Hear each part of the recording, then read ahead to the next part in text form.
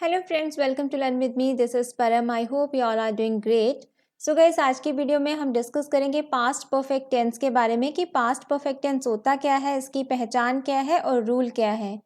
आज की वीडियो में हम विद एग्जांपल्स डिस्कस करेंगे past perfect, positive means affirmative, negative और इंट्रोगेटिव सेंटेंसेस। आई होप कि ये वीडियो आपके लिए यूजफुल रहेगी। सो बिना टाइम वेस्ट किए शुरू करते हैं। सो गाइस, आज की वीडियो में हम डिस्कस करेंगे active voice, past perfect active voice के बारे में। एक्टिव वॉइस सेंटेंस क्या होता है, ये बहुत सारी वीडियोस में हम डिस्कस कर चुके हैं कि जहाँ पे एक्शन एक सेंटेंस में, जहाँ पे एक्शन आपके सब्जेक्ट के द्वारा डायरेक्टली परफॉर्म होता है, मीन सेंटेंसेस में बात घुमा फिरा के नहीं बोली जाती, सेंटेंस में सब्जेक्ट के साथ बाय नहीं लगा होता, वो सेंटेंसेस एक्टिव वॉइस होते हैं।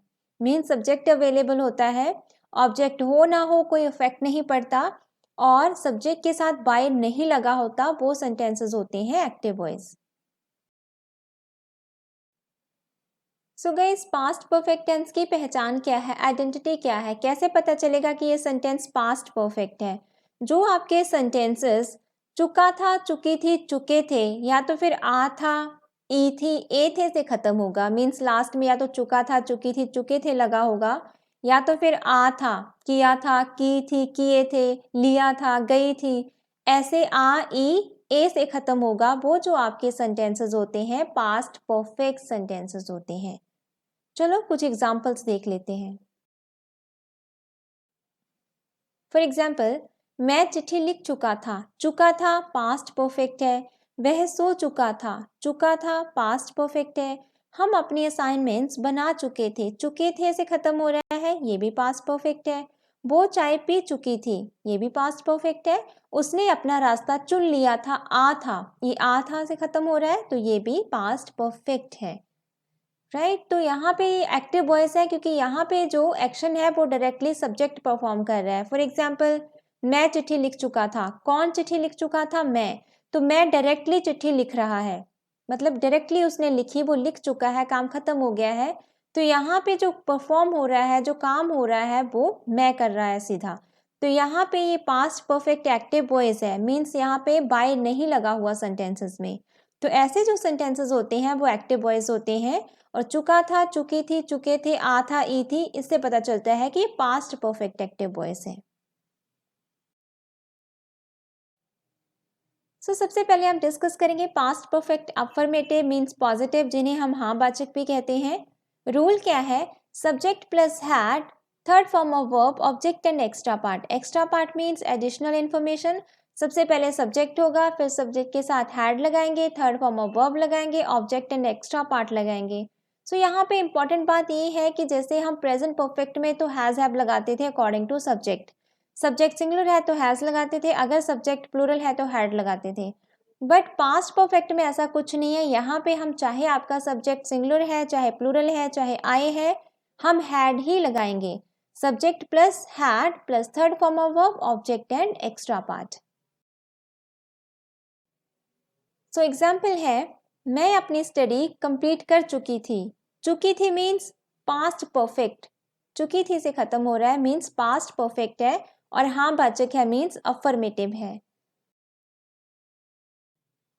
फ्रेंड्स, सबसे पहले हम फाइंड आउट करेंगे subject, object and extra part, ताकि हम उसे ऑप्टिमाइज कर पाए according to rule.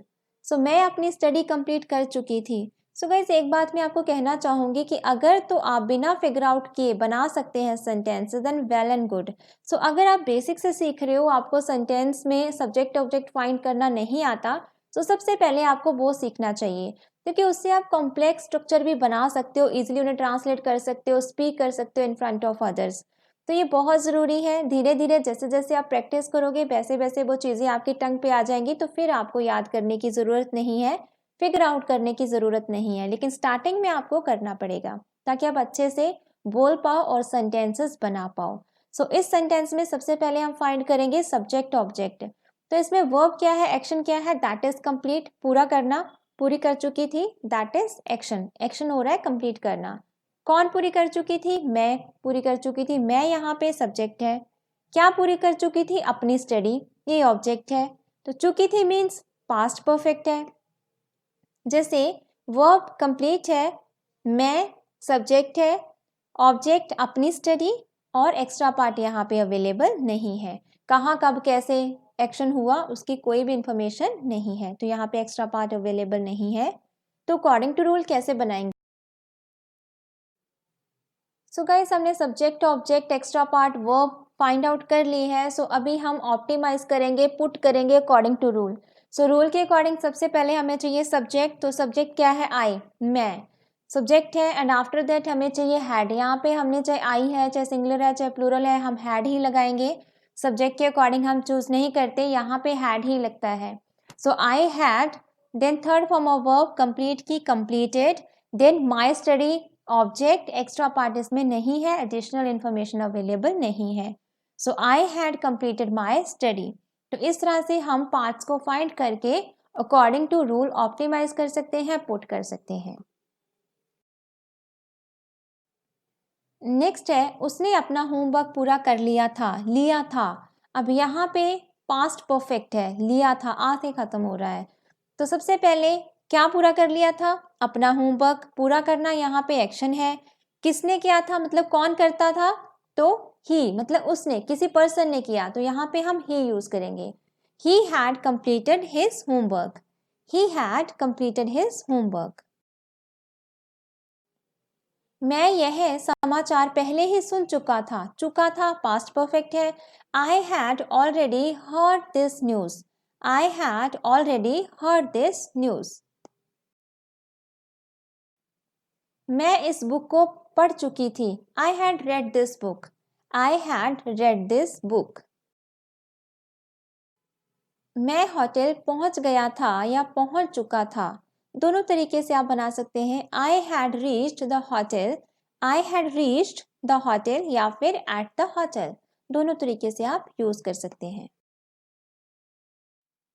So guys, next हम डिस्कस करेंगे नेगेटिव मीन्स नकारात्मक, जहां पे रिस्ट्रिक्शन होती है, नहीं लगा होता है सेंटेंसेस में।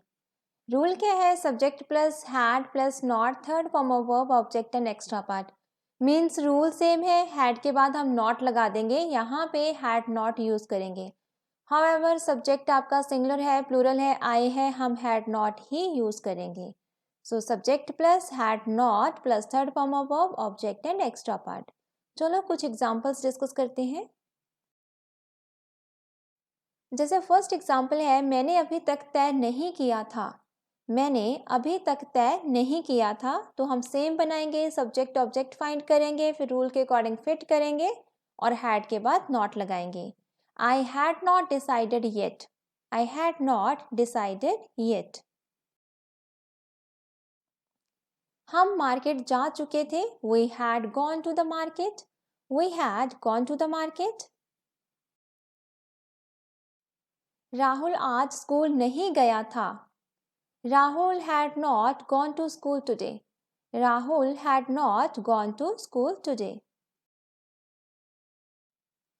उसने अपना काम पूरा नहीं किया था। She had not finished her work. She had not finished her work.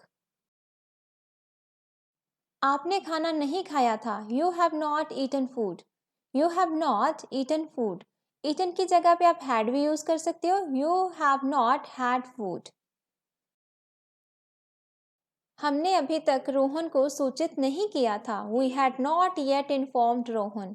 We had not yet informed Rohan.